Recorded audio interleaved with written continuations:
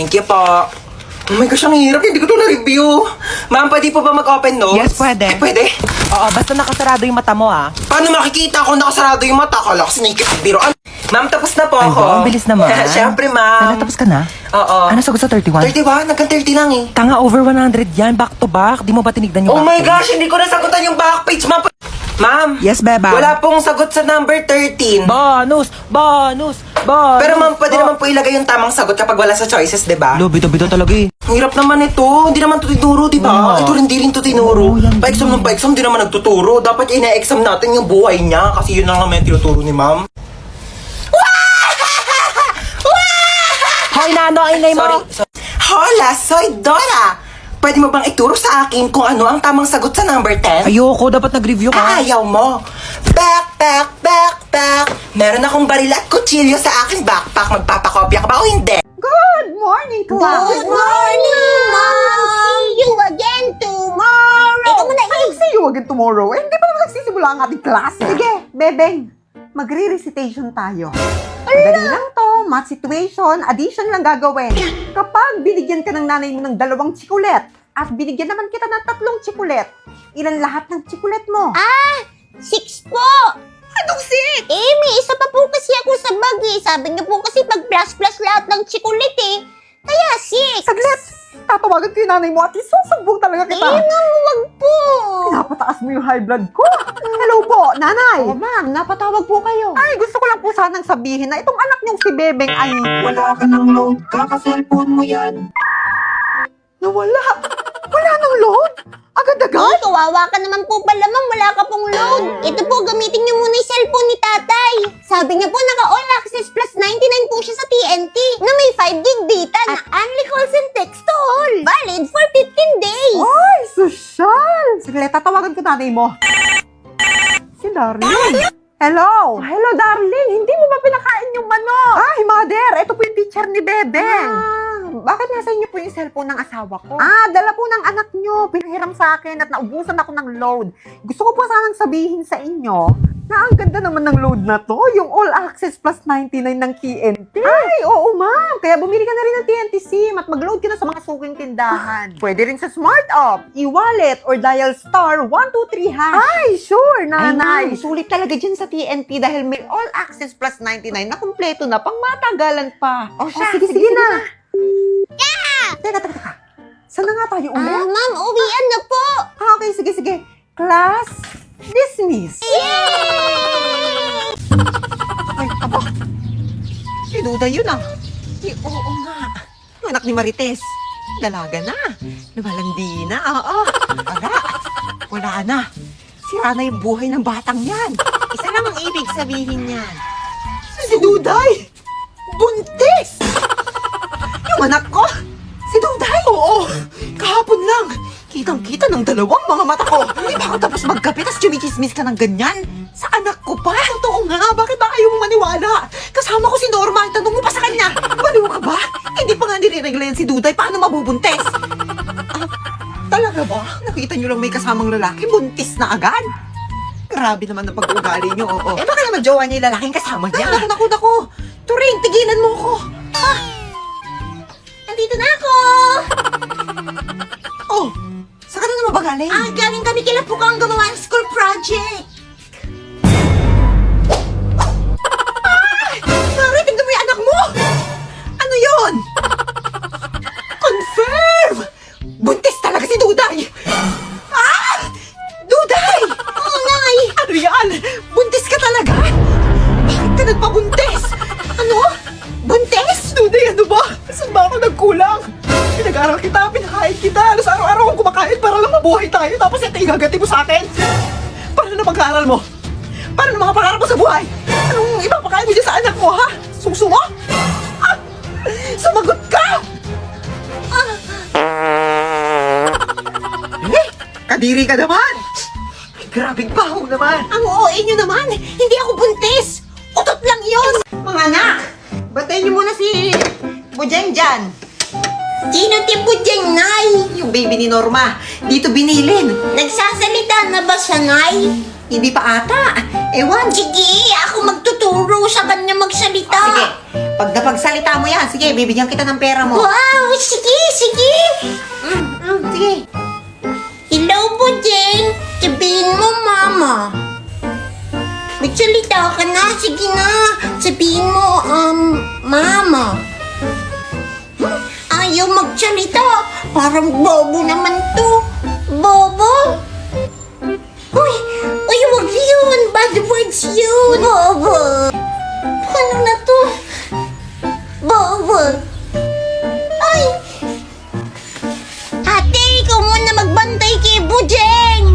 O sige, naturuan ko na siya magsalita. Sabi kasi ni nanay, bibigyan niya ako ng pera pag natuto siya magsalita eh. Ikaw na lang kumuha ng pera ko. Sabihin mo, ikaw yung nagturo. Ay, sige, sige. Punta ka na. Sige na, tatawagin ko lang si nanay. Ay, sige, sige. Bilisan mo ha. Basta sa akin yung reward ha. Nay! Si Bujeng nagsasalita na. Talaga? Opo, tinuruan ni Ate Duday. Ah, wow, tignan ko nga. Aba, Duday, nagsasalita na rin to. Opo, Nay. Ikaw raw nagturo. Opo, Nay. Sige nga, tanungin ko nga. Bujeng, ay, maganda ba ako? Bobo. Nagsalita. Asan yung reward ko, Nay? Uy! Duday! Duday!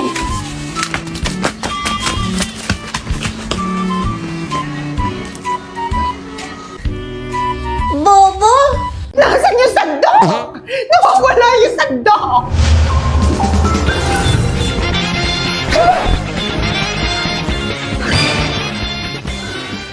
Ikaw ang siyang salarin. Detective? Nay!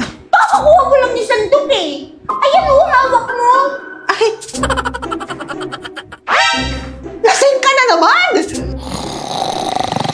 Ginawa ito ng salarin para nituhid tayo. Pinagsasasabi mo! Ikaw, bebe, ano na naman ba yung suot mo? Ay! Detective Conan! Paano mo nahalata? Si Detective Conan kasi nasa Hawk na! Ganda diba? May Detective Conan skin na yung main hero ko si Luban number 7! Tapos kahit ang skin ni Marco Polo! OMG! Grabe! Astig ng Order of Kings! Game na! Let's go! Lapit yan! Kukunin ko yung mga yan! Sana all! Bibing, tara manood tayo ng horror! Ayaw ko nga!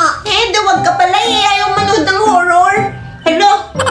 O sige, tara manood na lang tayo ng Dora Yak, Dora! Ayaw ko nga! Ikaw pala yung dumag ayaw mo manood ng Dora Takot ka kay Dora! Hala!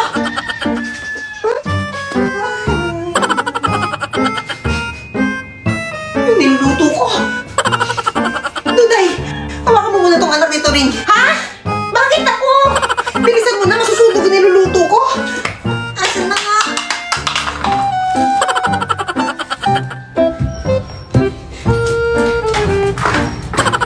Uy!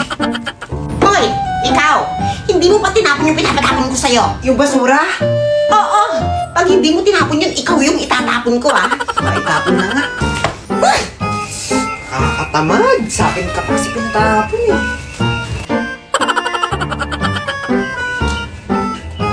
Si Duday pala to ha. Swerte naman may magtatapon ng basura para sa akin. Hoy, Duday! Tapon mo daw to, sabi ni nanay. Ako? Malamang, ikaw lang naman Duday dito sa bahay eh. Hoy, tapon mo na yan. Bilisan mo na, malilintikan ka kay nanay pag di mo pa tinapon yan. Ito na!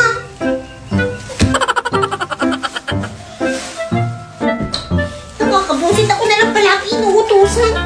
Ay, sa wakas. Nakakanood na rin ng TV. O ano, natapon mo na ba yung basura? Sabi ni Duday siya na raw magtatapon. Si Duday? Duday, akin na yung bata. Oh, Nay! Ano yan? Asan yung bata? Mali yata yung naitapon ko. Ha? Nay! Nay, hala, umiiyak yung basurahan natin! Duday!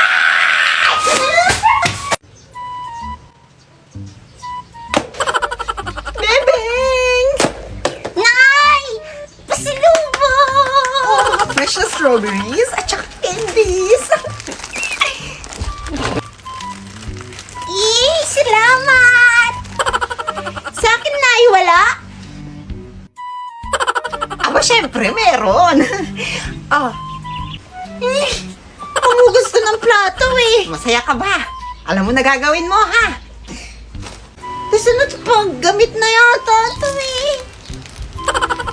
Ang daming pasalubong ni nanay. Bibing, ano yan?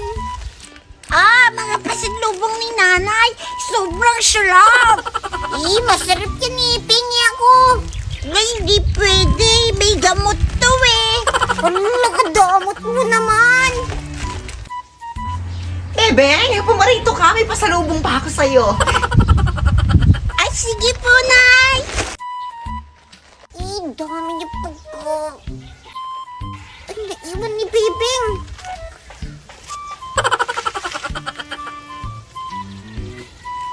Masarap to eh. Oh, anak, bagong cellphone. Thank you, Nay! Ang dami pa sa lubong. May cellphone, may mga candy, tsaka strawberry. Nawawala yung strawberry ko! Hala, saan mo nalagay? Saglit, hahanapin ko.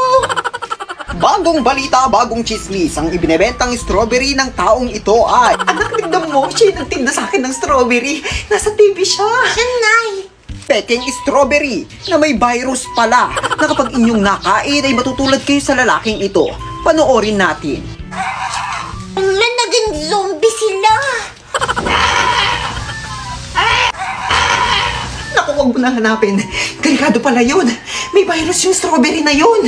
Nakakatakot nga.